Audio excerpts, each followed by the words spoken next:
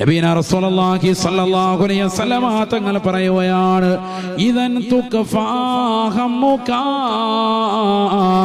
ഇദൻ തുക്ഫാ ഹമ്മുക വയുഗ്ഫറു ലക ദംബുക.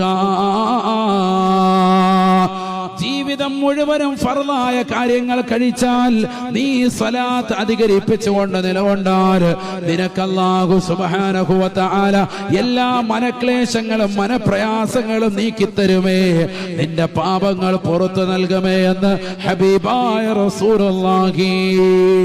രണ്ട് നേട്ടങ്ങളാണ് പ്രവാചകൻ എടുത്തു പറഞ്ഞത്.